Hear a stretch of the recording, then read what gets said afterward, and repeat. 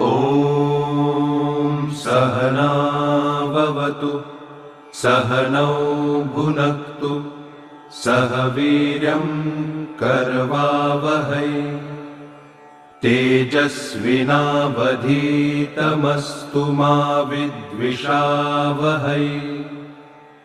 ॐ शान्तिः शान्तिः शान्तिः।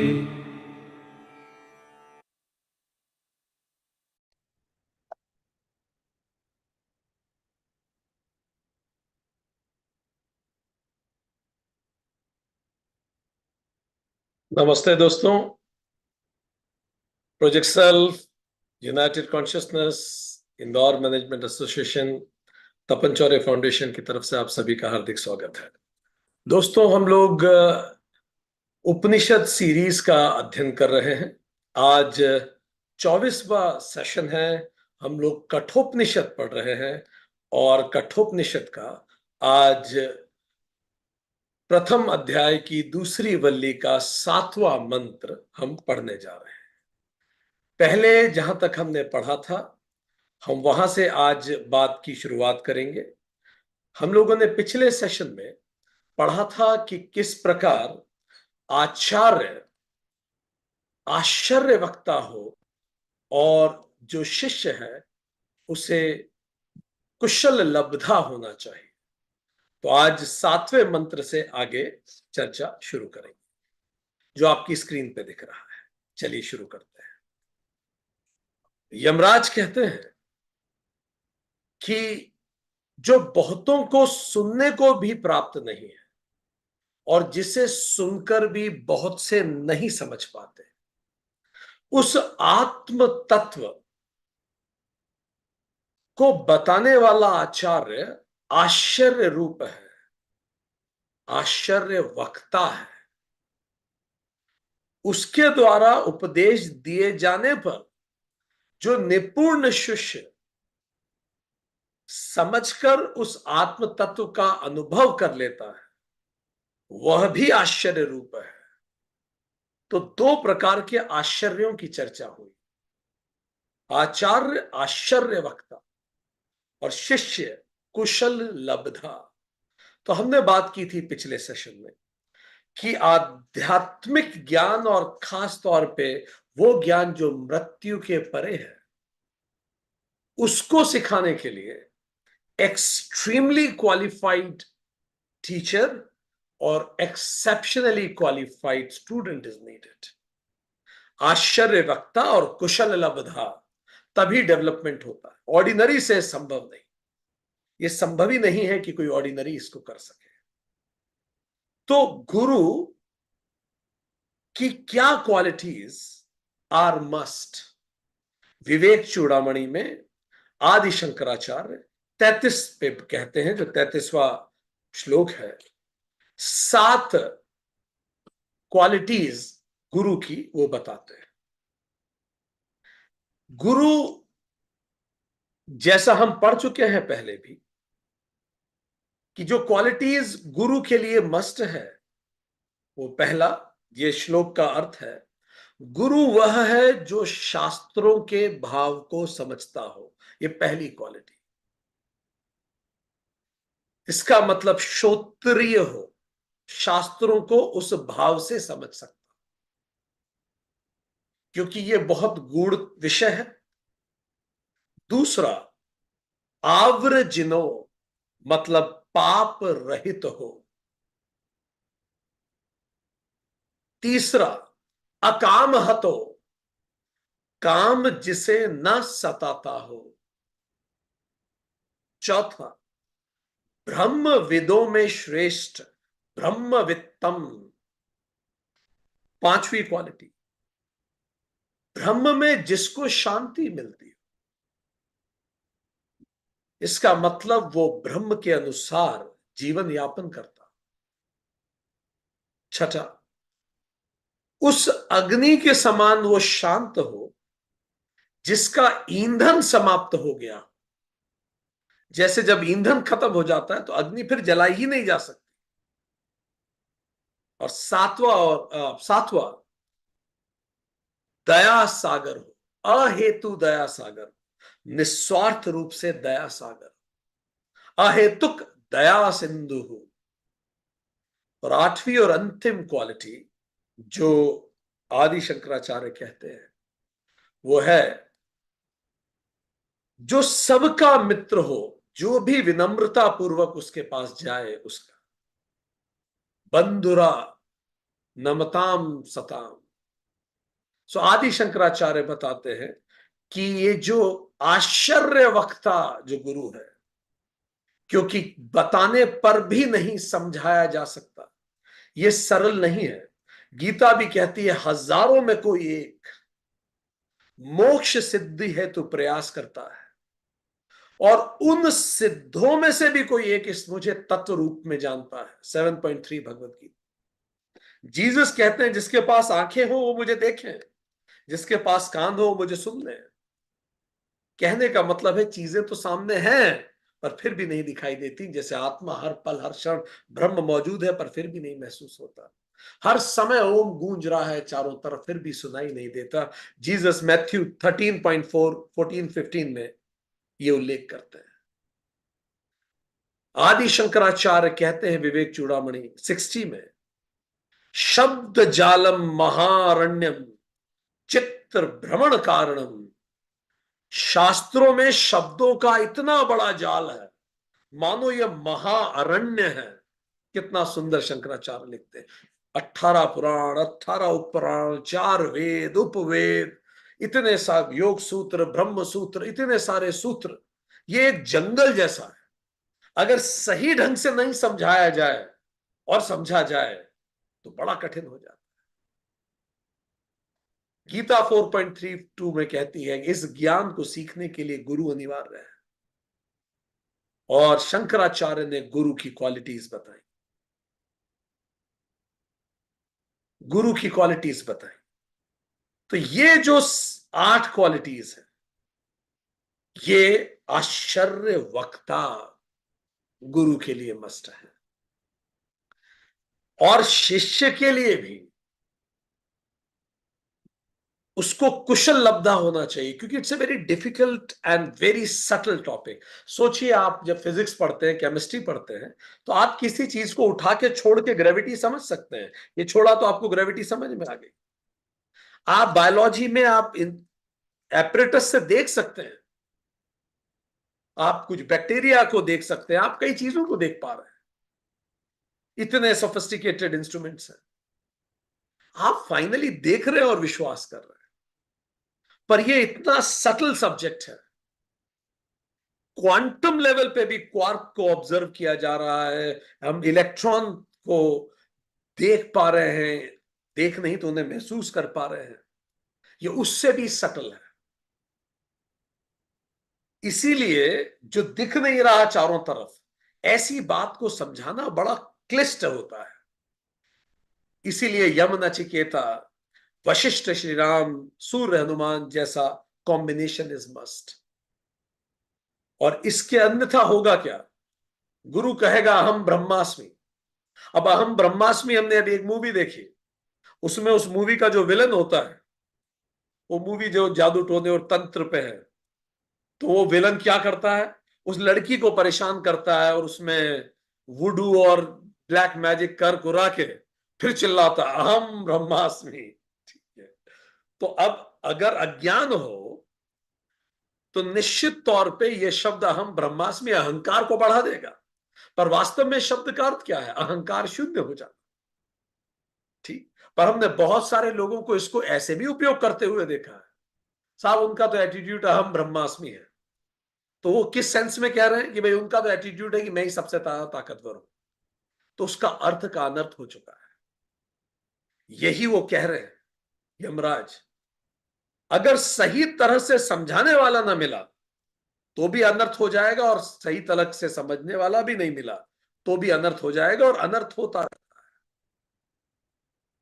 तो 7 क्वालिटीज गुरु की जो उसको आश्चर्य वक्ता बनाती है। ठीक, अब शिष्य की क्वालिटीज। अगर शास्त्रों को जानना है तो कुशल लब्धा शिष्य के लिए, विवेक चूड़ामणि 19 में 9 क्वालिटीज शिष्य की बता। विवेक, वैराग्य दूसरी क्वालिटी, शांत मन हो उसका तीसरी क्वालिटी, इंद्रिय नियंत्रण कर सकता हो चौथी क्वालिटी, अंतर्मुखी भाव हो उसका पांचवी क्वालिटी, श्रद्धा हो उसमें छठी क्वालिटी, तितिक्षा हो उसमें सातवीं क्वालिटी, चित्त एकाग्रता हो उसमें आठवीं क्वालिटी, मुमुक्षुत्व हो उसमें नवीं क्वालिटी। अब एक एक करके इन 9 क्वालिटीज को हम समझेंगे। शिष्य की 9 क्वालिटीज क्या है, और हम ये भी पता लगाएंगे कि क्या हम कुशल लब्धा है, और अगर हम कुशल लब्धा नहीं है तो हम में कितनी और किस क्षेत्र में कमी है उसके लिए। चलिए एक एक करके समझे। पहला है विवेक। विवेक का मतलब है डिस्क्रीशन, जो कमतर है और जो बेहतर है उसको समझ पाना, नित्य अनित्य का विवेक हो पाना। मियामोटो मुसाशी एक जापानीज सुपर हीरो है, 61 डुएल्स लड़ी है उसने, आज तक कभी नहीं हारा, नेवर एवर डिफीटेड। उससे पूछा गया ऐसे कैसे आप कभी नहीं हारे, तो कहता है मैं एक प्रश्न खुद से रोज पूछता हूं। यह प्रश्न बड़ा कीमती है दोस्तों, लिख लेने जैसा है, याद रखने जैसा है, बच्चों को सिखाने जैसा है। वो कहते हैं रोज जब भी मैं कमजोर पड़ता हूं, मैं खुद से यह पूछता हूं, am I born only to run after pleasure? क्या मैं इसीलिए ही पैदा हुआ हूं बस कि खाने का, सोने का, घूमने का प्लेजर ही करता रहूं? बस यही पर्पज है मेरे होने का?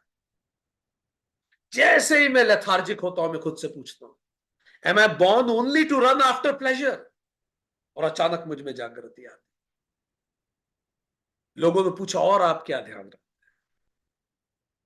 मियामोटो मुसाशी ने कहा दूसरी चीज जो मैं ध्यान रखता हूं, I don't regret about what I have done. जो बीत गई सो बात गई, पुराने पे नहीं रोता मैं। I don't cry over the spilt milk. आपने वो देखा होगा, भूत कहानियों में आता है भूत के उल्टे पैर होते हैं, इसका मतलब यही तो है। उल्टे पैर मतलब पीछे की ओर जाना चाह रहा है। अरे ऐसे कैसे होगा? समय आगे बढ़ता है, समय की गति आगे है, आप पीछे जाना चाह रहे हैं इसलिए आप भूत हैं। हर वो व्यक्ति भूत है जो पास्ट में डूबा रहता है। एक हमारे भी जमाने थे, अरे हमारा बिजनेस इतना बड़ा था, अरे हमारे परिवार का इतना नाम था, अरे वो सब हो गया, अरे हमारा देश ये था, अरे सब गई बातें। आज क्या है आप, और आगे क्या? Life from where to where नहीं है कि हम कहां से कहां आ गए। जब हम कुछ नहीं थे, आज हम यहां पहुंच गए, अरे ये गाना बंद कीजिए, हो गया बहुत, बहुत तारीफें मिल चुकी पिछले अचीवमेंट को। Life is not from where to where.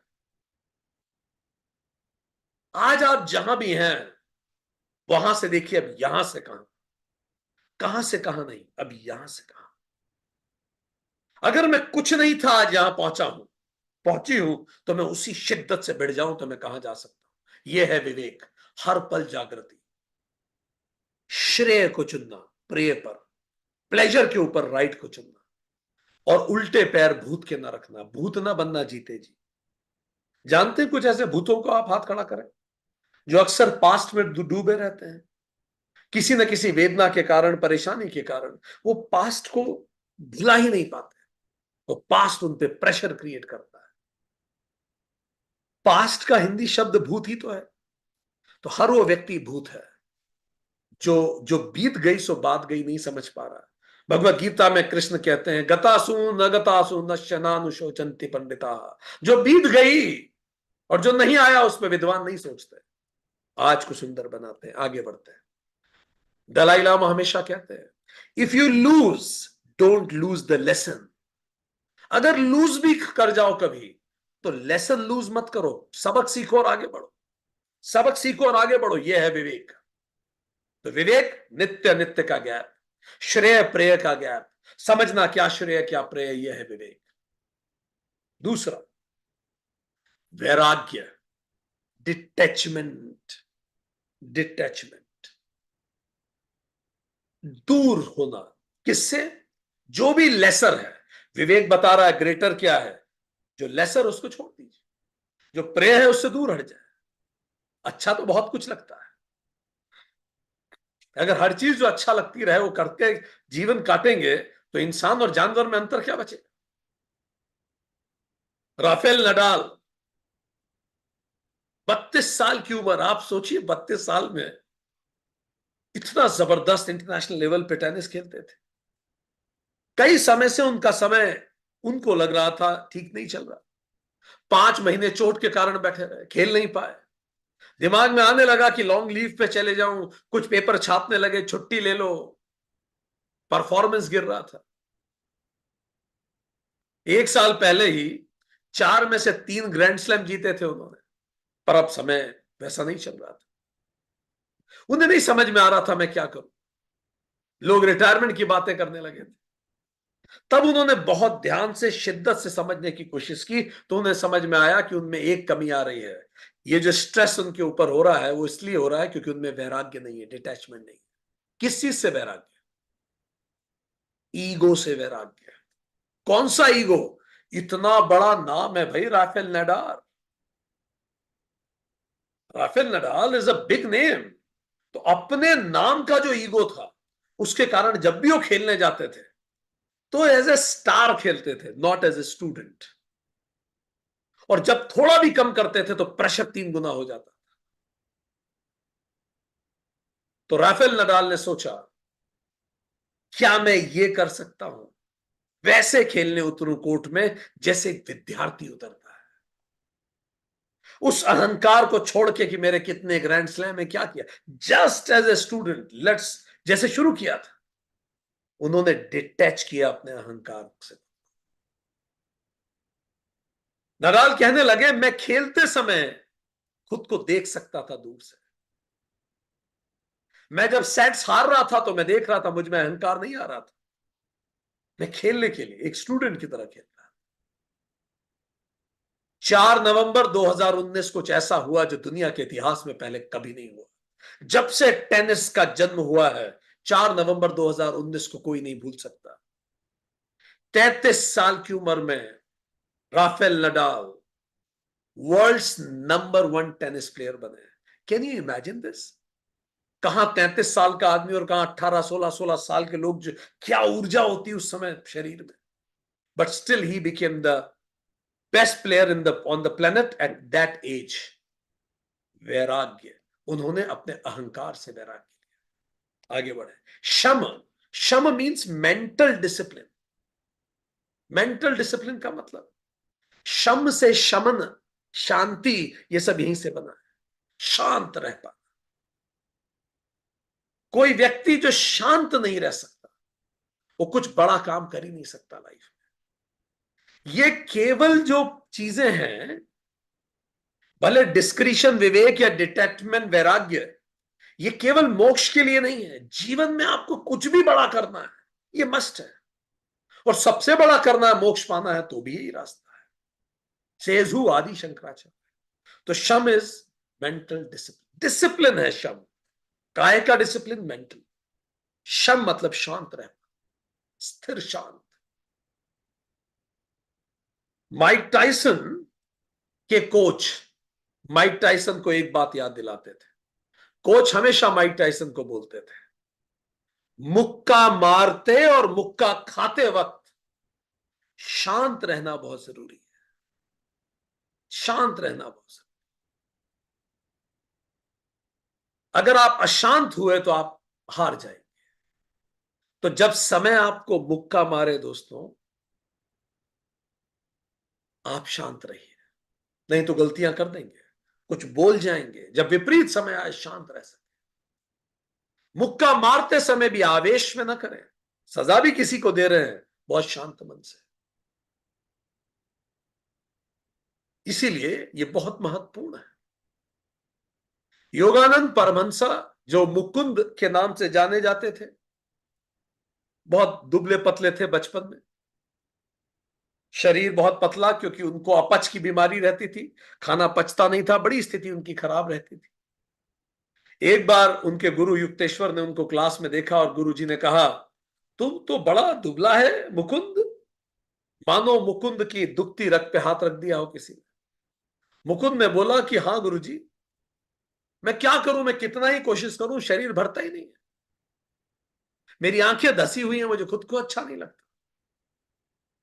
तो गुरु युक्तेश्वर ने बोला, एक्चुअली मुकुंद, तूने ही खुद को बीमार कर रखा है, क्योंकि तू पूरे समय सोचता है कि तू बीमार है, तेरा शरीर स्वस्थ नहीं रहता, तो तेरा शरीर स्वस्थ रह ही नहीं पाएगा।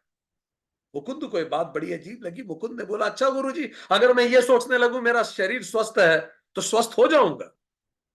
जी ने बोला, इसमें क्या सोचने की बात है, खट से स्वस्थ हो जाएगा। मुकुंद को विश्वास नहीं। गुरु युक्तेश्वर तो बहुत महान गुरु थे। वो उनके पीछे ही हो लिया कि मुझे थोड़ा समझाएं, ऐसे कैसे हो सकता है। तो गुरु युक्तेश्वर ने बोला, जब मैं छोटा था, मेरे गुरु थे लाहड़ी महाशय। कई एक बार मैं बहुत दिनों तक क्लास में नहीं गया। बहुत दिनों बाद जब पहुंचा तो लाड़ी महाशय ने मुझे देख के मुस्कुराने लगे। मुझे टाइफाइड हो गया था। तो मैंने मेरे गुरुजी को कहा, लाड़ी महाशय को, कि गुरुजी मुझे टाइफाइड हो गया था। तो गुरुजी ने कहा, अच्छा तो तूने टाइफाइड कर लिया खुद को? ये शब्द बड़ा अजीब था। मैंने बोला, मैं क्यों करूंगा, हो गया मुझे। गुरुजी ने मुस्कुरा के बोला कि नहीं, तूने ही किया है। तो मैंने कहा कि अभी तक मैं पूरा इंप्रूव नहीं हो पाया। तो गुरु ने मुस्कुरा के बोला, कौन जाने तू कल तक बिल्कुल ही ठीक हो जाए, क्या चिंता करता है। गुरु पे मेरा इतना विश्वास था कि गुरु की बात इतनी गहरी मेरे अंदर उतरी, और मुझे पूरा विश्वास था कि अब गुरुजी ने कह दिया तो मैं ठीक हो ही जाऊंगा, वो तो अंतर्यामी है। अगले दिन मैं ठीक हो गया। पूरे शरीर में परेशानी खत्म, कोई शरीर में अनकंफ डिस्कंफर्ट कहीं नहीं था। मैं दौड़ के गुरुजी के पास गया, मैंने बोला, गुरुजी आपने चमत्कार कर दिया। तो मुस्कुरा के लाड़ी महाशय ने बोला, अच्छा तो तूने खुद को ठीक कर लिया? मैंने बोला, नहीं, मैंने ठीक नहीं किया, पर आपने जो कहा वो फल गया। आपकी तो वाणी ही तेजस्वी है। मैं बिल्कुल ठीक हो गया। तो लाड़ी महाशय ने मुस्कुरा के बोला, कौन जाने कल तू फिर बीमार पड़ जाए। और महाशय चले गए। अब मैं चिंता में पड़ गया, इन्होंने ऐसा क्यों बोला। अगले दिन उन्होंने कहा, मेरी तबीयत सच में खराब हो गई, इस कदर कि मैं बिस्तर तक नहीं छोड़ सकता, पहले से भी ज्यादा खराब हो। फिर मैं गुरुजी के पास गया, बोला, गुरुजी मेरी तबीयत तो और खराब हो गई। तो गुरुजी ने फिर मुस्कुरा के बोला, तू अभी तक नहीं समझा युक्तेश्वर। चूंकि तेरा मन इस बात को मान लेता है कि तेरा स्वास्थ्य ठीक नहीं है, तो तेरा शरीर उसी हिसाब से बन जाता है। युक्तेश्वर, शरीर मन से ही निर्मित है और मन के ही अधीन है। लाहड़ी महाशय ने कहा, यदि तू मन से 100% विश्वास करता है कि तू स्वस्थ है, तो तू स्वस्थ रहेगा, हो जाएगा। जितने कैंसर सर्वाइवर से आप सबकी स्टोरी पढ़ लीजिए, ये एक लाइन आपको सब में कॉमन मिलेगी, ये केवल मन का खेल है। जब मन में 100% विश्वास होता है, आप स्वस्थ होने लगते हैं। ये बात युक्तेश्वर जी को अंदर तक लग गई। युक्तेश्वर जी ने मनन किया कि मैं वो अमृत आत्मा हूं, मैं स्वस्थ हूं, मन से, तन से और अपने अस्तित्व से। इतने शिद्दत से उन्होंने इसको ध्यान किया। युक्तेश्वर जी बोलते हैं, कुछ ही दिनों में मेरे शरीर में वैसी स्फूर्ति आने लगी, और मैं घर गया तो मेरी मां ने बोला, मेरे भरे हुए गाल देख के, कि तुझे कोई कोई रोग तो नहीं हो गया, ऐसे फूल कैसे गया। सारे रोग समाप्त हो गए थे। ये सुनते ही मुकुंद का चेहरा खिल गया। उसने जाना कि यह ज्ञान सदियों से ऋषियों ने हमें दिया है कि शरीर मन से ही निर्मित है और मन के ही अधीन है। उस दिन से मुकुंद ने भी ध्यान लगाना चालू किया। एक कई लोग होते हैं, अक्सर बोलते रहते हैं, हमारी तो तबीयत ही खराब रहती है, मैं तो अक्सर ही बीमार। आप बोलते रहिए, मैं अक्सर ही बीमार रहता हूं। शरीर के अरबों सेल आपका वो मैनिफेस्ट करेंगे। अस्तित्व का, सृष्टि का एक एक चीज आपको बीमार बनाने पे उतारू हो जाएगा। क्योंकि आप इस बात को इतनी बार वाइब्रेट कर रहे हैं। वाइब्रेशन थॉट के भी होते हैं, पर जब आप इस शिद्दत से मानते हैं कि मैं स्वस्थ हूं, आप ऐसे स्वस्थ हो जाते हैं। Time and again it has happened. Mental peace शिष्य के लिए इंपॉर्टेंट है। जो शांत नहीं है वो विद्यार्थी नहीं हो सकता। ठीक, आगे बढ़े। क्या पढ़ेंगे आप जब मन ही आपका शांत नहीं है? तो नेक्स्ट क्वालिटी, चौथी, दम, डोमिनेंस। कमजोर लोग दूसरों को डोमिनेट करते हैं, मजबूत लोग अपने सेंसेस को डोमिनेट करते हैं। अगर डोमिनेट किसी को करना है तो अपने सेंसेस को डोमिनेट कीजिए, कंट्रोल कीजिए अपने सेंसेस को। पांचों सेंसेस, क्या खा रहे हैं, आपके हाथ पैर त्वचा नाक सब कुछ, यह आपके नियंत्रण में होनी चाहिए। ये जो लोग जिम जाते हैं ये भी तो मन का ही खेल है। जब शम होगा, मन कंट्रोल में होगा, तो दम भी होगा, सेंस भी कंट्रोल में आ जाएंगे, अपने आप डोमिनेंस हो जाएगा। स्वामी विवेकानंद कहते हैं ये जो मसल से तुम उठाते हो ना डंबल्स, एक्चुअली होता क्या है? मन जब प्रसन्न होता है, तो जब मन प्रसन्न होता है तो मन नाड़ियों को सिग्नल देता है। हम आपको एनाटॉमी बता रहे हैं। मन नाड़ियों को सिग्नल देता है और ऊर्जा देता है। प्राण नाड़ियों में प्रवाहित होते हैं, और जब नाड़ियों में प्राण आते हैं तो वो नाड़ियां मसल्स को मजबूत करती हैं और आप वजन उठा लेते हैं। एक दिन आपका मन खराब है, मन स्वस्थ नहीं लग रहा, मन नहीं है, किसी कारण आप परेशान हैं, तो अब क्या होगा? मन नाड़ियों को ऊर्जा नहीं दे रहा है, प्राण वहां है ही नहीं। आपसे डंबल भी नहीं उठेगा, डंबल छोड़िए। कई बार ऐसा होता है। कितने लोगों के साथ हुआ? हाथ खड़ा कीजिए। जैसे आप सुबह घूमने जाते हैं, जिस दिन आप बड़े उत्साहित हैं, आप देखेंगे आपकी स्पीड तेज होगी। हमने आई वॉच से कई बार मेजर किया है। कई बार ऐसा होता है, अगर आप उत्साह में हैं, उस दिन आपका मन अच्छा है, तो हो ये रहा है मन नाड़ियों में ज्यादा प्राण डाल रहा है, आपकी स्पीड फास्ट है, आपकी स्पीड फास्ट हो जाती है, आप 9 मिनट में 1 किलोमीटर कर लेते हैं। पर कई बार ऐसा होता है, अगर मन बहुत शांत नहीं है, तो मन नाड़ियों में प्राण नहीं दे रहा है, मसल्स लूज हो रहे हैं, पैर भारी हो रहे हैं, 12 मिनट में 1 किलोमीटर हो रहा है। आपका मन कैसा है आपकी चाल बता देगी। हथौड़े की चोट में उतनी ही ताकत होती है जितना चलाने वाले के हाथ में, और आपके शरीर में और संकल्प में उतनी ही शक्ति होती है जितने आपके मन में। तो शम से आता है दम, sense control, dominance, absolute dominance over senses. अभी एक मूवी आई स्वतंत्र वीर सावरकर, उसके लिए रणवीर हुड्डा ने कई बार वजन इस कदर कम किया कि कई बार 20-20 घंटे केवल पानी, ब्लैक कॉफी और ग्रीन टी लेते थे। वो कभी कभी कहते हैं चीला या डार्क चॉकलेट ले लेते थे, कुछ नट ले लेते थे। बिल्कुल थिन हो गए। कितना ज्यादा सेंस कंट्रोल जरूरी है। अगर एक विद्यार्थी सेंस कंट्रोल ही नहीं कर सकता, उसकी आंखों का कंट्रोल नहीं है, कुछ भी देखे जा रहा है, रील को ऊपर नीचे किया जा रहा है, उसके शरीर पे कंट्रोल नहीं है, कुछ भी खाया जा रहा है, कभी भी उठ रहा है, वो क्या सीखेगा जीवन? शंकराचार्य ने कहा नहीं हो पाएगा। हाँ, नेक्स्ट इज पांचवा, डिसएंगेज्ड, उपरति। उपरति, उपरति मतलब ये जो अभी एक मूवी आई है 12th फेल, आप देखिए ना, उस जैसे कितने विद्यार्थी दिन रात लगे रहते हैं सारी दुनिया छोड़ के अपनी तैयारी में। ना किसी की शादी में जा रहे हैं, ना किसी के उत्सव में जा रहे हैं, ना कोई मूवी देख रहे हैं, ना कोई सोशल मीडिया। कितने लोगों को हम व्यक्तिगत रूप से जानते हैं सोशल मीडिया से ब्रेक ले लिया 2 साल के, अब सेलेक्ट होने के बाद देखेंगे भाई सोशल। हम नहीं देखेंगे सोशल मीडिया सिलेक्शन के बाद, लोग हमें देखेंगे सोशल मीडिया पे सिलेक्शन के बाद। उपरति, डिसएंगेज्ड, हर उस चीज से डिसएंगेज हो जाइए जो लक्ष्य की तरफ नहीं ले जा रही, बात खत्म। ये होता है स्टूडेंट, विद्यार्थी। बने रहिए विद्यार्थी जी।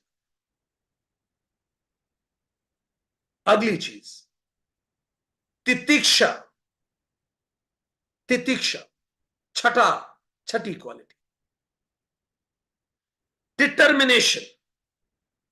डिटर्मिनेशन, जितनी भी बाधाएं आए इस यात्रा में, जितनी भी बाधाएं हैं, उन बाधाओं को स्वीकार कर, सहनम सुख दुखानाम अप्रतिकार पूर्वकम चिंता विलाप रहितम तितिक्षा उच्यते। जीवन के उतार चढ़ाव को वहन करें, चिंता विलाप रह के, बिना प्रतिकार के। संघर्ष पथ पे जो मिले स्वीकार है, जो मिले संघर्ष पथ पे स्वीकार। ठीक। सो ये बहुत ही, माइकल जॉर्डन जो एनबीए, जो यूएस से हमारे साथी है, वो जानते हैं माइकल जॉर्डन एनबीए का ग्रेटेस्ट स्टार। वो कहता है मेरे दादा गुलाम थे, मुझे हाई स्कूल की टीम में जगह नहीं मिली, मुझसे कमजोर लड़के सेलेक्ट हो गए हाई स्कूल में, मैं सेलेक्ट नहीं हो पाया बास्केटबॉल के लिए। मैं कोच के पास गया, कोच ने बोला आप कुछ नहीं कर सकते। मैंने उस दिन कोच को एक प्रॉमिस किया, मैंने बोला कोच बस एक मौका दीजिए, मैं नहीं जानता मैं कितने गोल कर पाऊंगा, क्या कर पाऊंगा, पर एक मेरा वचन है। और वचन जो दिया था माइकल जॉर्डन ने वो ये था, कोच मेरे जितनी मेहनत आपकी पूरी टीम में कोई नहीं कर सकता, ये मैं आपको वचन देता। कुछ हो जाए, मैं हारूं जीतूं, लगातार हारता रहूं, मैं उसी शिद्दत से भिड़ूंगा, और ये मेरा वचन है। माइकल जॉर्डन कहते हैं मैंने 9,000 शॉट मिस किए हैं, 300 गेम हारे हैं, 26 बार गेम का लास्ट शॉट मुझसे छूटा है जिसके कारण मेरी टीम हारी है। मैं बार बार फेल होता हूं, इसीलिए मैं सफल हूं। यह है तितिक्षा। गिरना फिर उठना, गिरना फिर उठना, वो होता है विद्यार्थी। ऐसा नहीं कि जब सब अच्छा चल रहा है तो बड़ा कॉन्फिडेंट है और चीजें नहीं चल रही तो श्रिंक हो गया। नहीं नहीं, विद्यार्थी में तितिक्षा होती है, फिर उठेगा वो झटक के, जो हो गया सो हो गया। तितिक्षा, हर उतार चढ़ाव। सातवां, समाधान, directed focus, pin pointed focus. इस कदर कंसंट्रेशन अपने काम में कि फिर बाकी कुछ सूझ ना पड़े। माइक टाइसन कहते थे फाइट करते समय मेरा कंसंट्रेशन इतना बढ़ जाता है कि मुझे शरीर पे लगी हुई चोट का भी पता नहीं पड़ता, मैं खुद को दूर से देख रहा होता हूं, शरीर से भी डिस्टेंस, पूरा फोकस सामने वाले पे। यही तो समाधि है, आदमी खुद को भूल जाए, लक्ष्य में ही समा जाए। माइक टाइसन के जो कोच थे कस्टमाटो, वो कहते थे माइक टाइसन को तो जेल हो गई थी, आपको पता है, छोटे में बचपन में वो जुआ खेलते थे, चोरी करते थे, पकड़ा गए, जेल पहुंच गए। पर देखिए किस्मत कहां से कहां ले जाती है। जेल में बॉक्सिंग सीखी, और इस कदर बॉक्सिंग उसने जेल में सीखी। जब कोच कस्टमाटो, जो उस जमाने में दुनिया के बेस्ट कोच माने जाते थे, उन्होंने इस बच्चे को देखा, उन्होंने कहा अगर ये लड़का डिस्ट्रैक्ट नहीं हुआ तो मैं लिख के दे रहा हूं ये वर्ल्ड चैंपियन बनेगा। And he was the best coach ever that time. Absolute focus.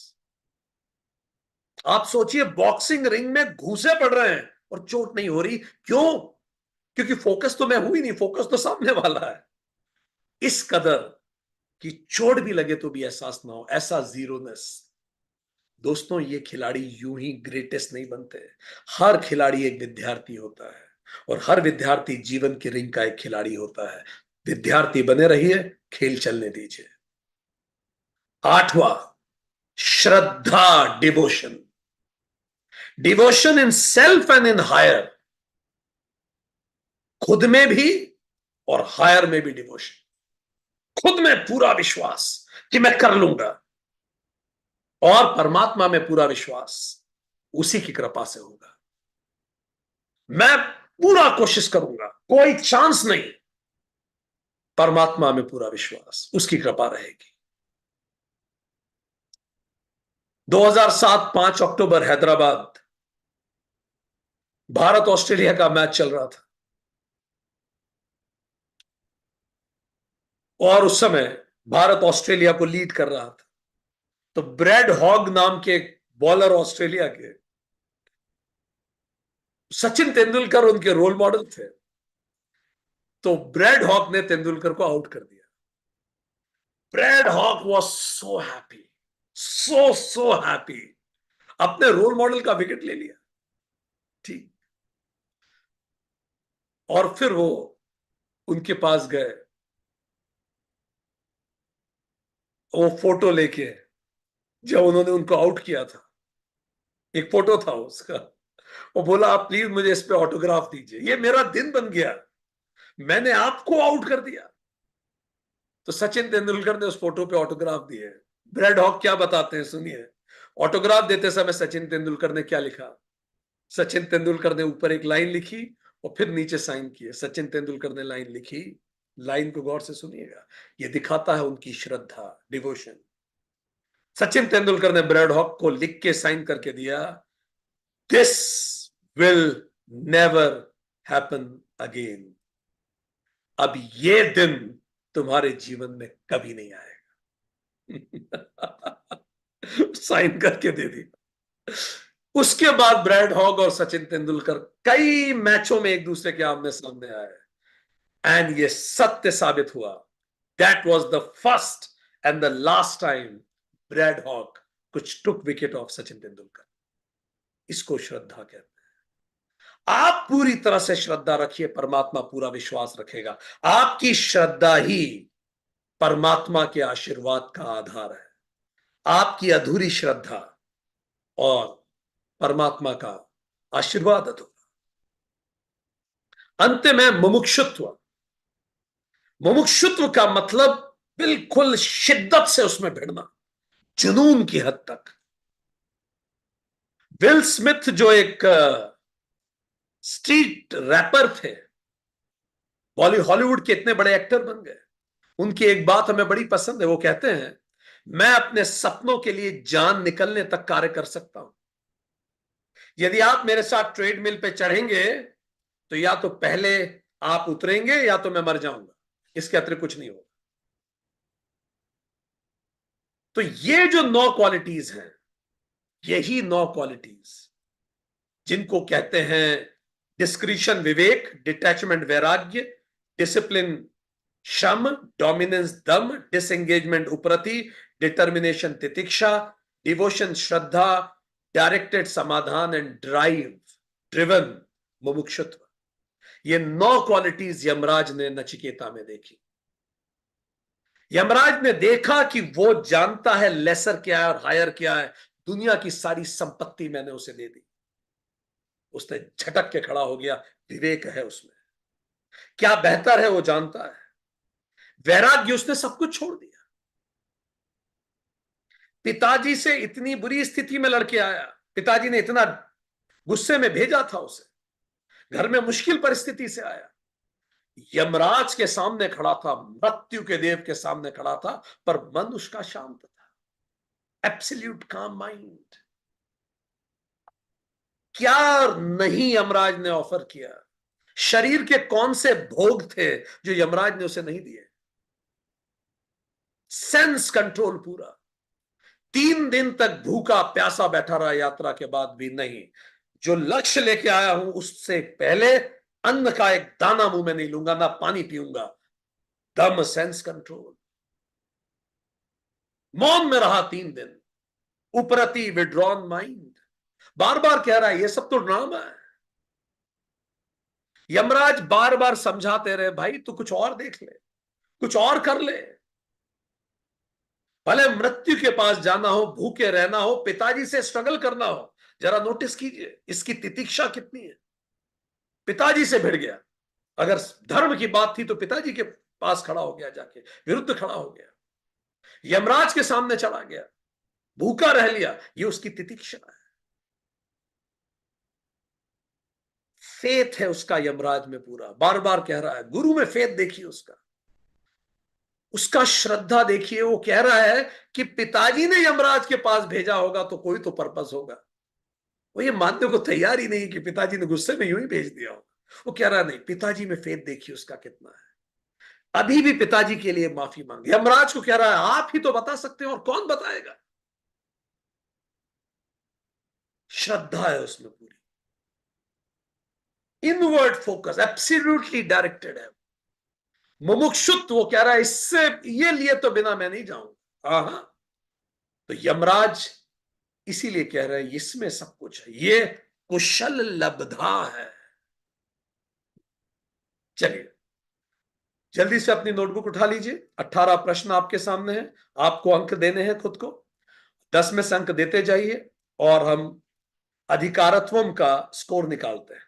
चलिए, जो हम प्रश्न पूछ रहे हैं अगर बिल्कुल वैसा ही है तो आप अपने आप को अंक 10 में से 10 दीजिए, थोड़ा ऐसा थोड़ा वैसा तो कम करिए, बिल्कुल वैसा नहीं तो और कम करिए, बहुत ईमानदारी से अपने आप को अंक दीजिए। पहला पहला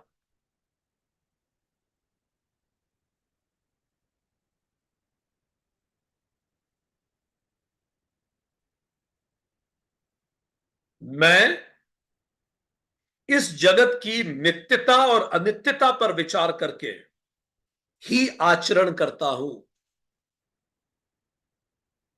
मैं इस जगत की नित्यता और अनित्यता पर विचार करके ही आचरण करता हूं। हर जगह रिश्तों में कहीं भी क्या मेरा आचरण ऐसा ही होता है कि जो अनित्य है उस पर मैं बिल्कुल चिंता नहीं करता, और अनित्य क्या है, सब कुछ अनित्य है। ठीक है। दूसरा प्रश्न, संसार के किसी भी प्रकार के उतार चढ़ाव मुझे जरा भी प्रभावित नहीं करते। संसार के किसी भी प्रकार के उतार चढ़ाव मुझे जरा भी प्रभावित नहीं करते। प्रमोशन हो, डिमोशन हो, प्रॉफिट लॉस, ऊंच नीच, जो भी चल रहा है, मान अपमान। तीसरा, मेरे मन में भौतिक वस्तुओं के प्रति गहरा वैराग्य है, कोई भी भौतिक वस्तु मुझे आकर्षित नहीं करती। चौथा, मैं अपनी प्रसन्नता और शांति के लिए किसी व्यक्ति वस्तु स्थिति पर निर्भर नहीं करता। मैं अपनी प्रसन्नता और शांति के लिए किसी व्यक्ति वस्तु स्थिति पर निर्भर नहीं करता। पांचवा, सही और अच्छा लगने के चुनाव में मैं सदा सही को चुनता हूं, भले वो खाने में हो, रिश्ते में हो, काम में हो, नौकरी में हो, किसी भी समय, घूमने में हो, सही और अच्छा लगने के चुनाव में मैं सदा सही को चुनता हूं। छठा, मैं अपनी योजनाओं को समय अनुरूप अनुशासित रूप से क्रियान्वित करता हूं। मैं अपनी योजनाओं को टाइम बाउंड डिसिप्लिन्ड एग्जीक्यूट करता हूं। सातवां, मैं कभी भावावेश में आकर निर्णय नहीं लेता, किसी भी भाव में बह के निर्णय नहीं। आठवां, मैं अपनी इंद्रियों का ऐसा कोई एक्सपोजर नहीं देता जो मेरे जीवन के उद्देश्य की दिशा में ना हो।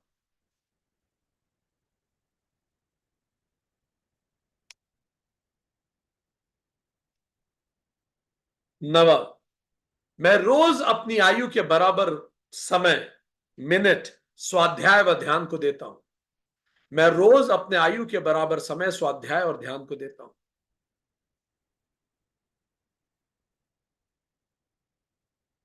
कोई मेरे बारे में क्या सोचता है या कहता है इससे मुझे कोई फर्क नहीं पड़ता।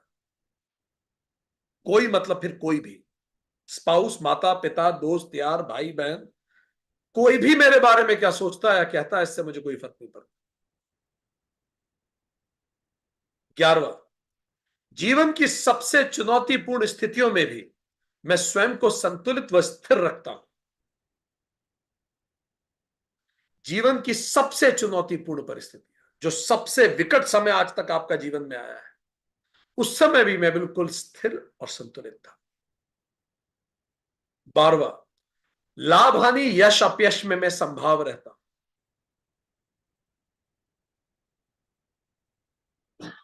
13वां, मुझे मेरी योग्यता पर 100% विश्वास है। 14वां, मैं नियमित रूप से शास्त्र अध्ययन करता हूं।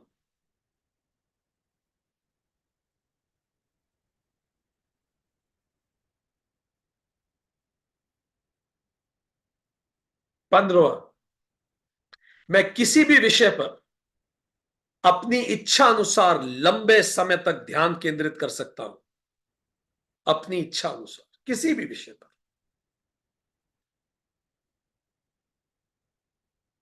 16वां, मैं हर समय अपने जीवन के उद्देश्य की ओर एकाग्र चित्त रहता हूं।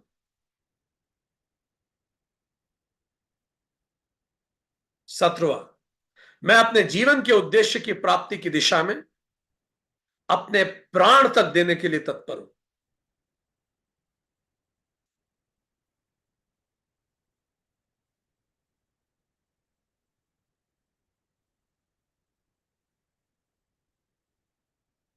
मैं बहुत तेजी से अपने जीवन के उद्देश्यों की ओर अनवरत लगा रहता हूं। मैं बहुत तेजी से अपने जीवन के उद्देश्यों की ओर अनवरत लगा रहता हूं। देखिए, हम जानबूझ के शब्द जीवन के उद्देश्य बोल रहे हैं। टेक्निकली इसकी जगह मोक्ष होना चाहिए, ठीक है। मैं बहुत तेजी से अपने जीवन के उद्देश्यों के लिए और अनवरत लगा रहता हूं। अगर ये आपको क्वेश्चनियर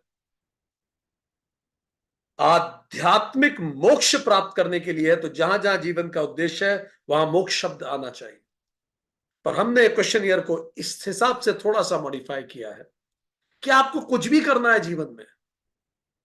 अब टोटल निकाल लीजिए अपने अंक प्रतिशत में जो आएंगे। 180 में से टोटल अंक आएंगे, कितना प्रतिशत है लिख दीजिए चैट बॉक्स में। वो आपका प्रतिशत है, आप कितने प्रतिशत अधिकारी हैं। जितने भी अंक का टोटल हो रहा है उसका 180 से भाग लगा दीजिए।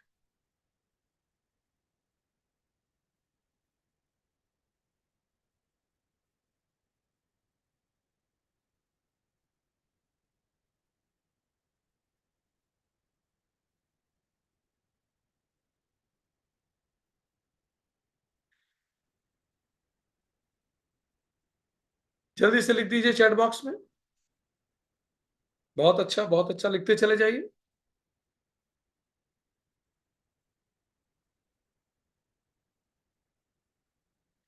9 Ds ऑफ एक्सीलेंस में हमारे क्या प्रतिशत आए, लिखते चले जाइए। बहुत अच्छा, एक्सीलेंट, लिखते चले जाइए। बहुत अच्छा, बहुत अच्छा, बहुत अच्छा, बहुत अच्छा, एक्सीलेंट, एक्सीलेंट, बहुत अच्छा, very good, very good. Now you know where you need to work on. Perfect. अब अगले मंत्र पे चलते हैं।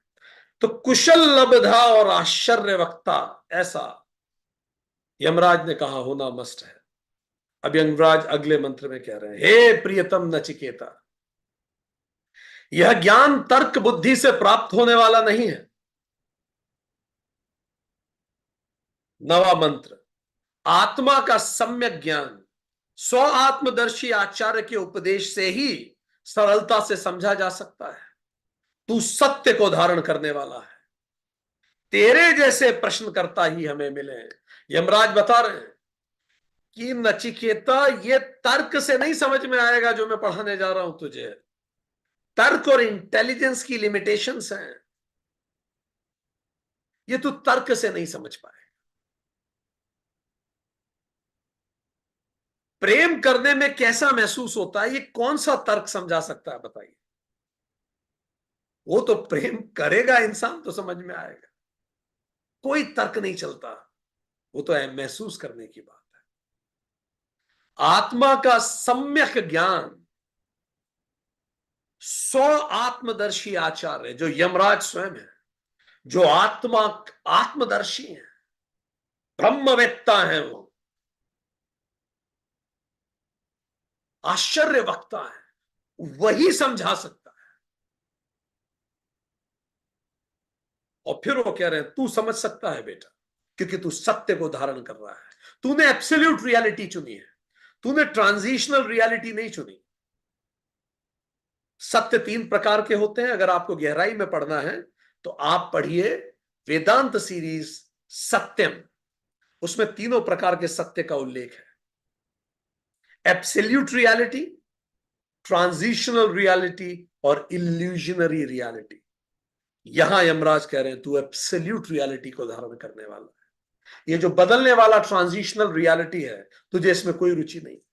ये जो नजरिया है जिसको इल्यूजनरी रियलिटी कहते हैं, तुझे उसमें भी कोई इच्छा रुचि नहीं।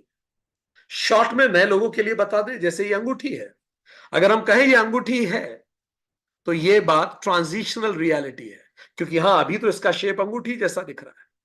हम कहें ये सुंदर अंगूठी है तो ये बात इल्यूजनरी रियलिटी है, क्योंकि हमें सुंदर लग रही है, हो सकता है आपको सुंदर ना लगे। पर अगर हम कहते हैं ये सोना है तो रिलेटिवली एब्सोल्यूट रियलिटी है, क्योंकि आज ये अंगूठी है, कल कुछ और हो सकती है, पर सोना तो हमेशा रहेगी। तो जो एब्सोल्यूट, जो हमेशा रहेगा, वैसा नचिकेता वो चीज मांग रहा है। तो यमराज कह रहे हैं तेरे जैसा ही तो प्रश्न करता चाहिए था।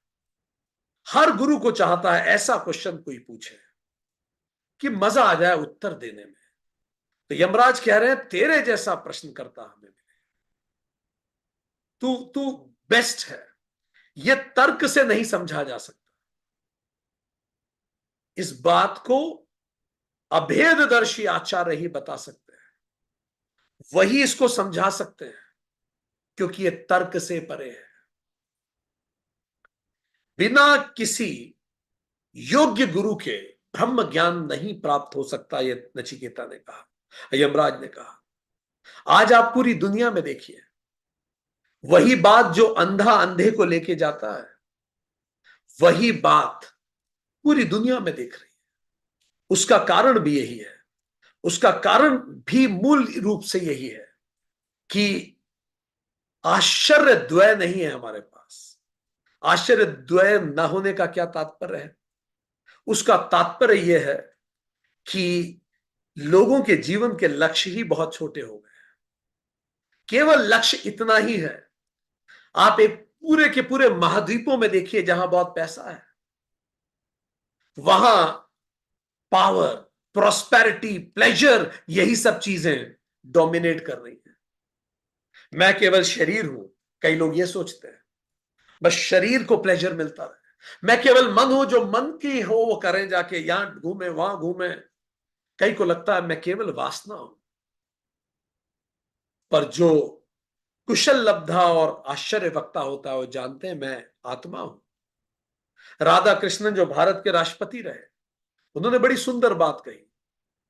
वो कहते हैं कि वो बड़ा इंटरेस्टिंग है, उनकी वो है, उसमें लिखा eastern religion and western thought, page number 383 पे वो लिखते हैं, the world of nations seems to be like nursery full of perverse bumptious ill tempered children.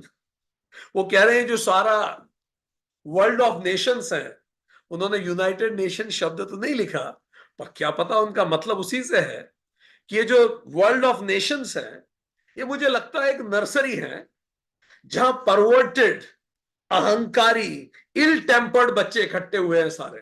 ठीक है, आप कई देशों की संसद में देखें तो समझ पाएंगे राधा कृष्णन क्या कह रहे हैं। ठीक है, परवर्टेड, अहंकारी, इल टेम्पर्ड बच्चे इकट्ठे हुए हैं। पर राधा कृष्णन आगे क्या कह रहे हैं?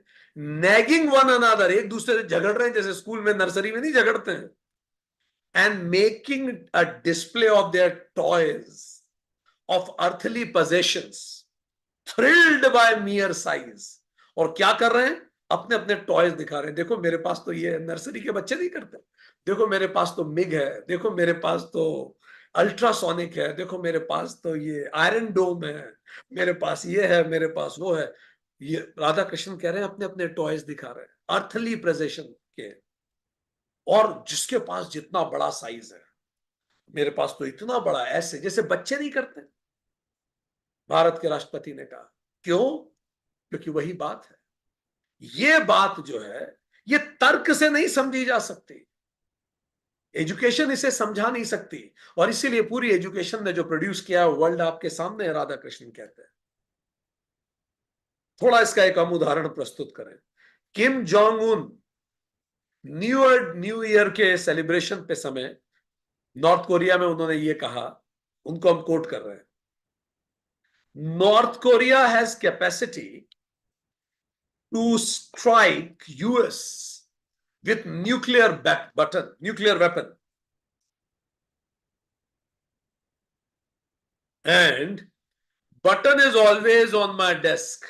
तो एक राष्ट्रपति ने क्या कहा कि नॉर्थ कोरिया के पास कैपेसिटी है अमेरिका पे न्यूक्लियर अटैक करने की, और बटन हमेशा मेरी टेबल पे रखा रहता है।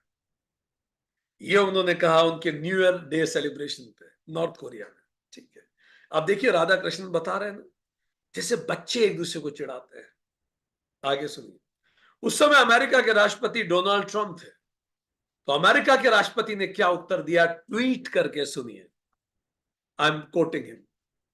Will someone from your depleted and food starved regime please inform him that इनके भूखे कमजोर देश में क्या कोई है जो इनको कुछ बताए? क्या बताए, सुनना। क्या बताना है? डोनाल्ड ट्रंप कह रहे हैं I too have a nuclear button, मेरे पास भी एक न्यूक्लियर बटन है, but it is much bigger than and more powerful than your button. मेरे पास बड़ा बटन है और ज्यादा ताकतवर है। फिर डोनाल्ड ट्रंप कॉमा करके लिखते हैं एंड माय बटन वर्क्स, मेरा बटन काम भी करता है। अब आपको नहीं लगता, क्या आपको लग रहा है कि ये राष्ट्रपति लोगों के आपस में बात कर रहे हैं? यही बात यमराज कहना चाह रहे हैं। ये गूढ़ बातें हैं, ये लोग नहीं समझ पाएंगे और इसलिए वर्ल्ड वॉर पे रहता है। कहीं हमने पढ़ा था कि एक सेंटेंस दुनिया भर में सर्वे किया गया, लाइन क्या थी, सुनना। Please give your honest opinion about solution of the food shortage in the rest of the world। Line सुनिएगा गौर से। Please give your honest opinion about solution of the food shortage in the rest of the world। तो सर्वे में किसी ने form ही नहीं भरा। क्यों? क्योंकि किसी को क्वेश्चन ही समझ में नहीं आया। क्यों क्वेश्चन नहीं समझ में आया? तो जहां से हम पढ़ रहे थे उसमें लिखा था भारत के जो लोग हैं वो ऑनेस्ट शब्द नहीं समझ पाए। हमें बड़ा दुख हुआ ये लाइन पढ़ के। खैर, पर ट्रांसपेरेंसी इंटरनेशनल जो बताती है वो सामने है ही। भारत के निवासियों को समझ में नहीं आया ऑनेस्टी क्या होती है। ठीक, इतना करप्शन है देश में। सो भारत ऑनेस्ट शब्द का अर्थ नहीं समझ पाए। तो लाइन थी गिव योर ऑनेस्ट ओपिनियन, तो भारत वाले शब्द नहीं समझ। चाइना वाले ओपिनियन शब्द नहीं समझ पाए कि ओपिनियन क्या होती है, क्योंकि वहां तो जो डिक्टेटर कहने हैं, जो वहां की कम्युनिस्ट सरकार कहती है वहां करना होता है, ऐसा कई लोगों का विचार है। तो चाइनीज ओपिनियन नहीं समझ पाए। ठीक, मिडिल ईस्ट सॉल्यूशन नहीं समझ पाया कि सॉल्यूशन का क्या मतलब हुआ, क्योंकि इतने समय से मिडिल ईस्ट क्राइसिस चल रहा है, सॉल्यूशन हुआ नहीं। तो सेंटेंस क्या था, please give your honest opinion about solution, फिर ऑफ द फूड शॉर्टेज।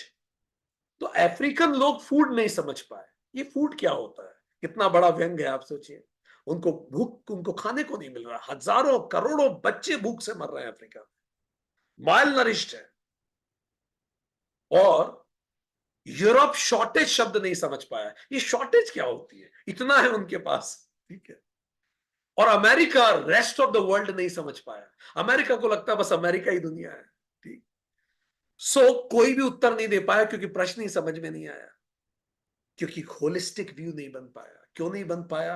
क्योंकि जो हमने पढ़ा, जो जाना, वो केवल तर्कों से जाना। यमराज कह रहे हैं सत्य तर्क से परे है, सत्य तर्कों से ऊपर है। और यमराज फिर अगले मंत्र में कहते हैं, मंत्र 9, यमराज ये मंत्र 9 में यमराज और अगली बात कह रहे हैं कि ये तर्क बुद्धि से नहीं समझा जा सकता। उसके बाद यमराज आगे बात शुरू करते हैं। वो कहते हैं यह ज्ञान तर्क बुद्धि से प्राप्त होने वाला नहीं है, आत्मा के सम्यक दर्शन, स्व आत्मदर्शी आचार्य के उपदेश से ही प्राप्त हो सकता है। इसीलिए नचिकेता, तेरे जैसे प्रश्नकर्ता ही हमें मिले। वो कह रहे हैं हम ही आश्चर्य द्वय हैं, हम ही तो वो शिष्य और विद्यार्थी हैं। मैं समझा सकता हूं, मैं समदर्शी आचार्य हूं, स्वात्मदर्शी आचार्य हूं, और तू समझ सकता है, तो हम सबसे सही है। गुरु और शिष्य का ये बात सबसे सही है। यमराज कह रहे हैं ये बुद्धि का विषय नहीं है, इसे सूक्ष्मतम बुद्धि से समझना होगा। कई लोग कहते हैं ये मंत्र तर्क के विरुद्ध है। नहीं नहीं नहीं, ये मंत्र तर्क के परे मंत्र है। ये मंत्र कह रहा है you need to go beyond logic, logic के परे जाना पड़ेगा। स्वामी विवेकानंद कहते हैं, ये लाइन गौर से सुनिए, on reason we must have to lay our foundation. हमें तर्क पे ही अपना आधार बनाना है। We must follow reason as far as it leads, और जहां तक तर्क हमें ले जाए हमें उसके साथ जाना चाहिए। And when the reason fails, और जब तर्क फेल हो जाए, reason itself will show us the way to the highest plane. उसके बाद तर्क ही आपको बताएगा कि इसके आगे कैसे जाना है। तो तर्क की एक लिमिटेशन है। जैसे प्रेम को समझा नहीं जा सकता तर्क से, ऐसे ही तर्क बुद्धि से सब चीजें नहीं समझी जा सकती, अन्यथा तो पूरे जगत में शांति हो जाती, राष्ट्र आपस में शांति से रहते। पर ऐसा नहीं हो सकता। पर इसका मतलब ये नहीं कि बुद्धि का महत्व नहीं है। बुद्धि आपको वहां तक ले जाती है, उसके बाद बुद्धि आपको बताती है कि अब बुद्धि ही आपको नमस्ते कहती है, अब इसके आगे की यात्रा आप स्वयं करें। इसीलिए समाधि लगाई नहीं जा सकती, समाधि लगती है। अपने प्रयासों से आप ध्यान कर सकते हैं, उसके आगे ना कोई तर्क चलता है, ना कुछ फिर सब होता है। इसीलिए शुरुआत बुद्धि से की जानी चाहिए, लॉजिक से शुरू कीजिए। 2.49 भगवत गीता, बुद्धि की शरण में जा, कृष्ण कहते हैं। 2.52 बुद्धि मोह से पार लगाती है। 2.63 बुद्धि नाश सर्वनाश हो जाता है। 2.26 बुद्धि भ्रम ना हो। 3.26 3.42 बाह्य और अंतः क्षमताओं में बुद्धि सर्वश्रेष्ठ है। हर तरफ बुद्धि की बात हो रही है। श्वेताश्वर उपनिषद कहता है 3.4 परमात्मा में शुद्ध बुद्धि दे। आदि शंकराचार्य क्या कह रहे हैं सुनिए, वेदांतिक ऋषियों ने आत्मा के मार्ग को एक पद चिन्ह विहीन पगडंडी बताया है। कितनी सुंदर बात कही है। It's a traceless path. आत्मा का जो मार्ग है ये ट्रेसलेस है, इसको ट्रेस नहीं किया जा सकता, क्योंकि वो यात्रा आपको खुद की करनी पड़ती है। इसके राही जो अपनी आत्मा को सभी प्राणियों में अनुभव करते हैं, जो सबके हित में निरत रहते हैं, आकाश में उड़ते हुए पंछी के समान होते हैं और कोई पदचिन्ह नहीं छोड़ते। मांडुक्य कार्य का शंकराचार्य 4.95। तो मोक्ष का रास्ता कैसा है? ट्रेसलेस। ऐसा नहीं है कि इस रास्ते से चल के उसे मिल गया, उसी रास्ते से आपको ही मिल जाएगा। यह आपकी यात्रा है। जहां तक बुद्धि जा रही है वहां तक गुरु गाइड कर सकता है आप, पर बुद्धि के परे फिर गुरु भी कहेगा अब इसके आगे की यात्रा आप चाहिए। तर्क एक्सप्लेन कर सकता है, पर मोक्ष अनुभव का विषय है। इसीलिए गुरु को पाना भी बहुत महत्वपूर्ण है और गुरु को छोड़ देना भी बहुत महत्वपूर्ण। दोनों इक्वली इंपॉर्टेंट है।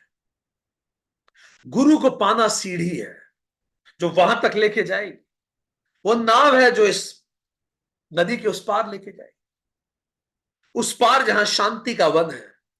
पर वहां वन में आपको अपना लक्ष्य स्वयं ढूंढना है। और जैसे ही आप वहां पहुंच गए, सीढ़ी छोड़ दीजिए, नदी पे नाव छोड़ दीजिए। तो गुरु को पाना क्यों जरूरी है? गुरु के होने से अहंकार समाप्त होता है। जब आप किसी व्यक्ति पर समर्पण नहीं कर सकते, आप परम पे क्या समर्पण करेंगे? अहंकार समाप्त। और गुरु को छोड़ देने से निर्भरता का त्याग हो जाता है, क्योंकि गुरु पे बहुत निर्भरता हो जाती है। एक पल आता है जब स्वतः समझ में आ जाता है। तो गुरु initially, a Guru is must, बाहर का सदगुरु। और finally living Guru is must, अंदर का सदगुरु। यही नानक ने कहा, अंदर एक सदगुरु बैठा है, पर वो सदगुरु तक बाहर वाला गुरु लेके जाएगा। यही कबीर, दादू, यम, शंकराचार्य सब यही कह रहे हैं। सभी ने आत्मनिर्भरता को बहुत महत्वपूर्ण कहा है। यही बुद्ध महावीर ने कहा। जब आनंद घबरा गए एकदम से, जब बुद्ध अपने अंतिम सांसें गिन रहे थे, बुद्ध ने कहा मैं क्या करूंगा आपके बिना, आप न जाएं, मुझे निर्वाण उपलब्ध नहीं हुआ। बुद्ध मुस्कुरा के बोले, आनंद, चूंकि तू मुझ पर निर्भर है, सारी आसक्ति तेरी समाप्त हो गई, तो अब तेरा गुरु ही तेरे मोक्ष की रास्ते का अवरोध हो गया। अप दीपो भव, अब तू स्वयं अपना दीपक बन। अब जो सिखाया जा सकता था सब सिखाया जा चुका आनंद, तू पहुंच ही गया है, बस अब मुझे भी छोड़, मुझे भी मुक्त कर और तू भी मुक्त हो जा। बुद्ध की मृत्यु के अगले दिन ही आनंद को निर्वाण उपलब्ध हो गया। महावीर स्वामी के शिष्य गौतम भी महावीर के पूरे जीवन में कैवल्य को उपलब्ध नहीं हुए। तो आश्चर्य द्वय, गुरु को पाना जरूरी है, गुरु तर्क और गुरु समझा के वहां तक ले जाएगा, और उसके बाद गुरु कहेगा बेटा अब यहां से यात्रा तेरी है, अब तू बढ़ चल, तू आगे बढ़, तू आगे बढ़।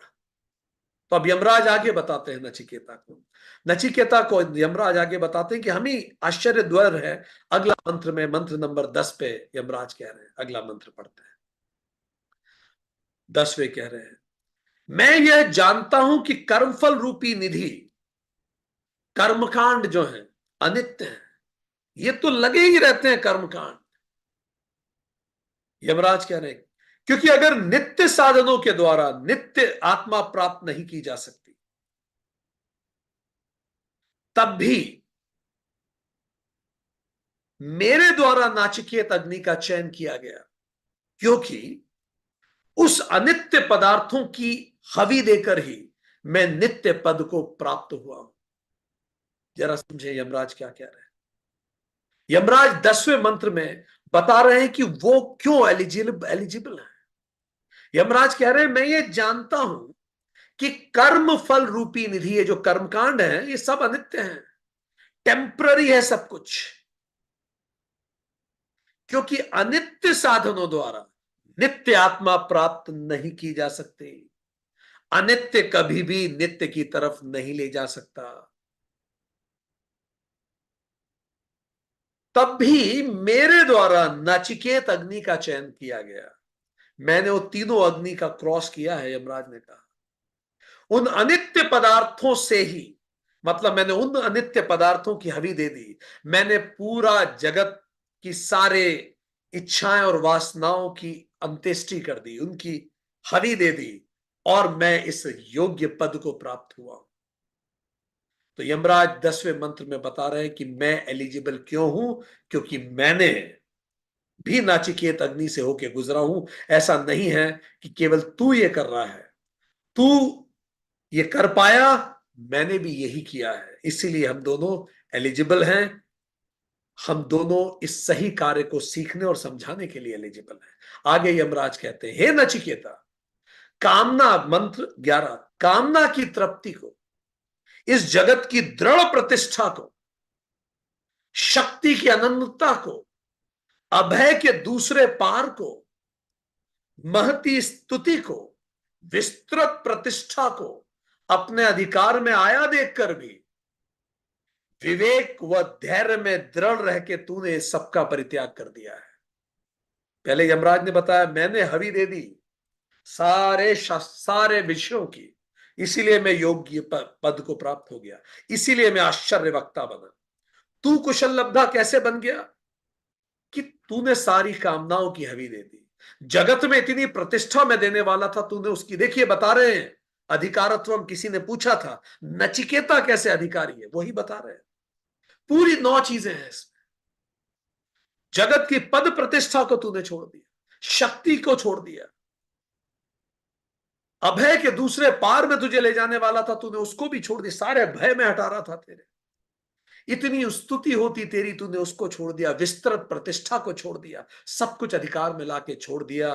विवेक से तूने जाना बेहतर क्या है, और धैर्य से तूने छोड़ दिया कमतर क्या है। तू जबरदस्त है नचिकेता। याद कीजिए हमने पढ़ा था ईशोपनिषद में कि सत्य को सोने के पात्र से ढका हुआ है। ये सोने का पात्र वही तो है जो नचिकेता को यमराज दिखा रहे थे, ये ले ले वो ले ले, सोने के पात्र को बता रहे थे कि ये लेके चले जा, तो सत्य ना दिखाना पड़े। यही ईशोपनिषद ने कहा था, याद है आप लोगों को। अब आगे यमराज कहते हैं 12वें मंत्र में, उस कठिनता से दिख पड़ने वाले, गूढ़ स्थान में स्थित, बुद्धि की गुफा में रहने वाला, गहन स्थान पर रहने वाले, पुरातन आध्यात्म योग से प्राप्त होने वाले देव को जानकर बुद्धिमान पुरुष हर्ष व शोक छोड़ देते हैं। थोड़ा इसको समझते हैं, क्या कहना चाह रहे हैं। नचिकेता को यमराज आगे कहते हैं कि हे नचिकेता, अब वो बता रहे हैं कैसे, अब वो आध्यात्म योग को इंट्रोड्यूस कर रहे हैं। कह रहे हैं दुख मुश्किल से दिख पड़ने वाला, बड़ा मुश्किल है आत्मा को समझना। गूढ़ स्थान में वो स्थित है, गुह बुद्धि की गुफा में रहने वाली है ये आत्मा, गहन स्थान पर रहने वाला है ये आत्मा, पुरातन है ये आत्मा। आध्यात्म योग से ही यह प्राप्त हो सकती है, जिसको जानकर बुद्धिमान पुरुष हर्ष और शोक छोड़ देते हैं। मंत्र 12। अब पहली बार यमराज ने एक सॉल्यूशन देना शुरू किया।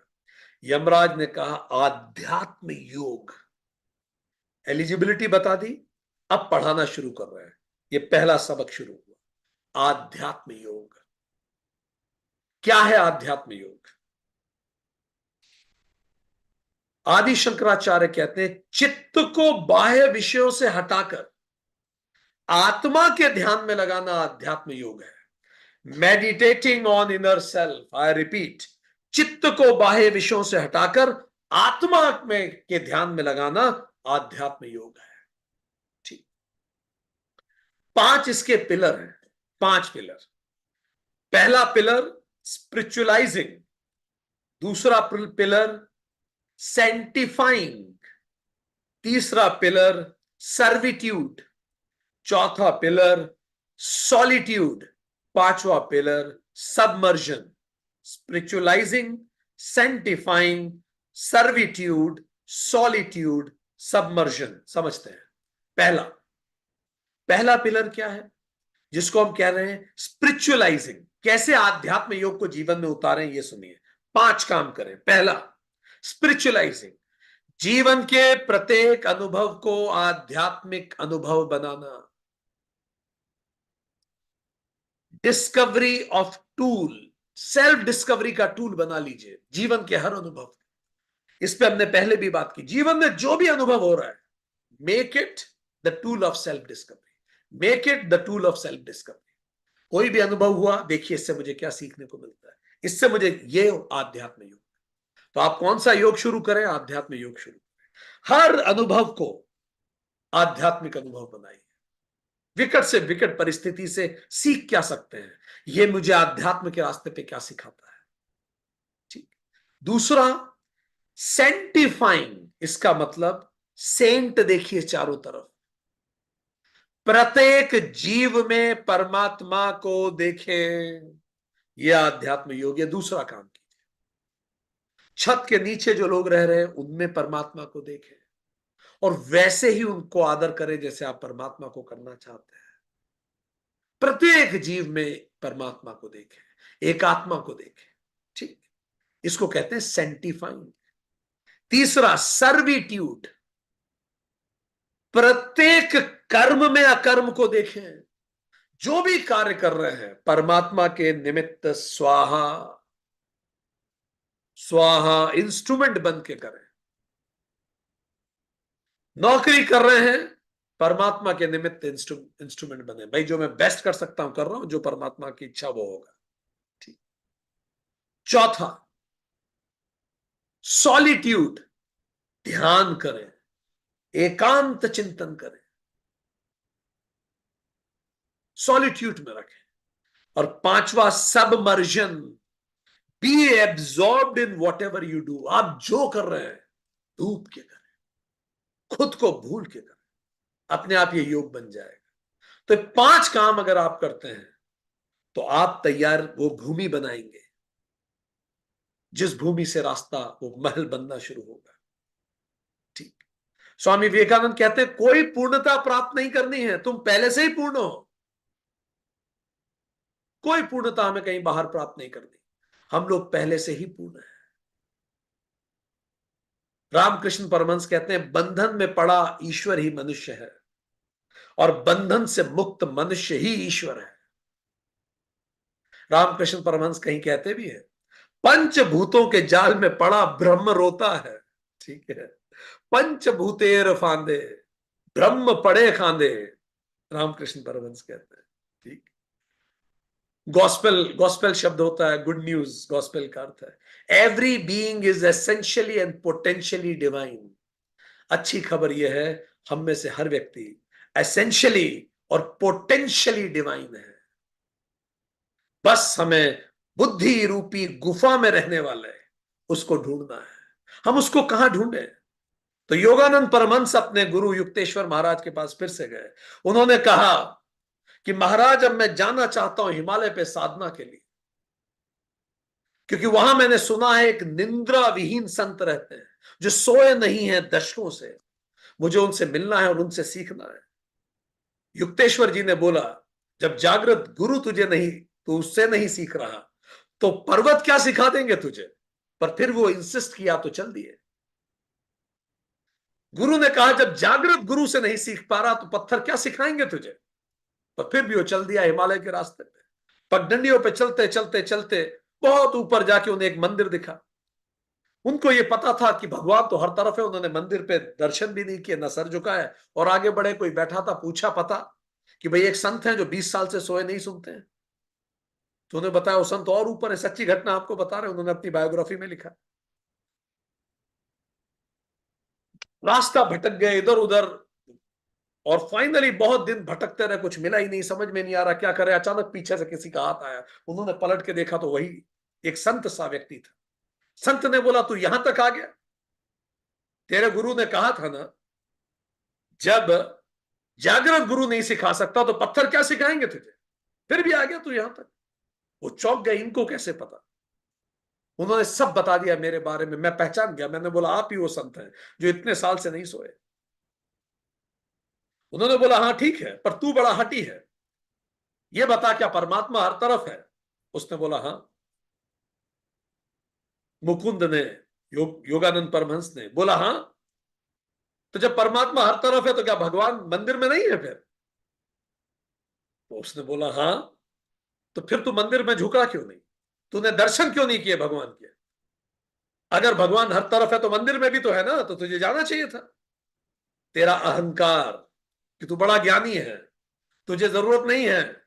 इसीलिए वो जिस आदमी थे, तूने उस आदमी से पता पूछा था, उसने गलत पता बता दिया तुझे, क्योंकि तुझे तेरे मार्ग पे बड़ा अहंकार था कि तू बड़ा ज्ञानी है। पैरों में लौट गए परमंश योगानंदा। कह रहे हैं, आप मुझे बताइए कैसे समाधि लगाई जाती है? उन्होंने बोला, मैं तुझे बताता हूं। क्या तेरे घर में कोई ऐसा कमरा है जो थोड़ा शांत हो? उसने बोला, हाँ। तो बोला, ये समझ ले तू, वो मन ही पर्वत है, मन ही हिमालय है। उस कमरे में चले जा, आंख बंद करके बैठ जा, मन ही हिमालय है। और जैसे ही तू आंखें बंद करे, कल्पना कर तू एक गुफा में जा रहा है। तो मन ही हिमालय है और बंद आंख ही तेरी गुफा है। जा, तू लौट जा और समाधि को ध्यान कर। उसने बोला, आप मुझे समाधि दे दीजिए। तो मुस्कुरा के संत बोला, तेरा बल्ब अभी छोटा है, ज्यादा वोल्टेज दूंगा फ्यूज हो जाएगा। तू थोड़ा अपने बल्ब को मजबूत कर, फिर आना, मैं बताऊंगा। और लौटा दिया। तो दोस्तों, हम सबके बल्ब अभी छोटे हैं, समाधि हमारा इंतजार कर रही है। चलिए इस बल्ब को थोड़ा और मजबूत करते हैं। आज हमने क्या पढ़ा, थोड़ा सा रिवाइज करते हैं। बहुत लोग सुनते हैं, यमराज ने कहा मंत्र नंबर 7 पे, बहुत सुनते हैं पर लोग नहीं समझ पाते, क्योंकि आश्चर्य वक्ता और कुशल लब्धा होना जरूरी है। और गुरु की जो क्वालिटीज हैं, जो शास्त्रों को समझता हो, जो पाप रहित हो, काम न सताता हो, ब्रह्मविद हो, जिसको ब्रह्म में शांति मिलती हो, अग्नि के समान वो शांत, जिसका अग्नि के समान शांत हो, अहेतु दया सागर हो, सबका मित्र हो, ऐसा कुशल वक्ता। और शिष्य की क्वालिटी, नित्य अनित्य विवेक हो उसमें, वैराग्य हो उसमें, शांत मन हो उसका, इंद्रिय नियंत्रण दम हो, उपरति हो, अंतर्मुख भाव हो, श्रद्धा हो, तितिक्षा हो उसमें, समाधान हो, चित्त एकाग्रता हो और मुमुक्षुत्व हो, ऐसा विद्यार्थी हो। जब इस प्रकार का विद्यार्थी और गुरु मिलते हैं तो अपने आप कुछ जबरदस्त होता है। इसके बाद यमराज ने बताया, तूने बहुत प्रकार से विचार करने पे भी कोई व्यक्ति इस बात को नहीं समझ सकता, क्योंकि ये बहुत गूढ़ है, ये तर्क से नहीं समझ में आता। केवल अभेददर्शी आचार्य द्वारा ही बताया जा सकता है। नहीं तो तू पूरी तरफ दुनिया में देख ले, कितनी बड़ी बड़ी पढ़ाई कर करके लोग बैठे हैं, इतने बड़े बड़े देश हैं, फिर भी देश कर क्या रहे हैं? मेरे पास बड़ा बम, मेरे पास बड़ा बम है, तेरे पास छोटा बम है, बच्चों की तरह आपस में लड़ रहे हैं। क्यों? क्योंकि वास्तव में परा विद्या नहीं हो पाई। तर्क सबने पढ़ लिया, पर जो तर्क के परे वो नहीं समझ पाया कोई।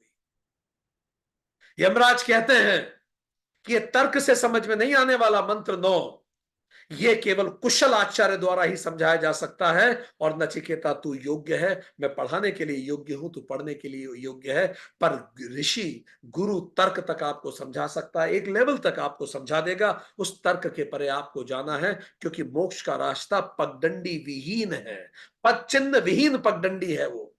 जैसे पंछी उड़ते हैं, कोई छाप नहीं छोड़ते। गुरु एक स्तर तक ले जाएगा, फिर गुरु भी छोड़ देगा। गुरु का होना अनिवार्य है, उससे अहंकार त्याग में मदद मिलती है। पर एक पल के बाद गुरु भी छोड़ देता है, अपने आप सब छूट जाता है, निर्भरता का त्याग होता है। और जैसे बुद्ध महावीर ने कहा, आप अपने अंदर गुरु को ढूंढते हैं और स्वतः आपके अंदर का सदगुरु आपको वहां से आगे लेके जाता है। यमराज ने कहा, मैंने भी आहुति दी है सारे विषयों की, इसलिए आज मैं एलिजिबल हूं। तूने भी आहुति दी सारे विषयों की। हम दोनों ने जो स्वर्ण पात्र से विषय ढके थे, जो जो सत्य स्वर्ण पात्र से ढका था, हमने स्वर्ण पात्र को फेंका है। इसीलिए हम दोनों विषय को जानने वाले हैं। हम वो आश्चर्यद्वय हैं। और इसीलिए वो जो बुद्धि की गहरी गुफा में सत्य छुपा हुआ है, आत्मा छुपी हुई है उस गुफा के अंदर, उसको केवल आध्यात्म योग से जाना जा सकता है, उसे तर्क से नहीं जान सकते बेटा। और आध्यात्म योग से जानने के लिए 5 काम तू कर। पहला, सभी अनुभवों को आध्यात्मिक अनुभव बना दे। दूसरा, सभी जीवों में परमात्मा को देख।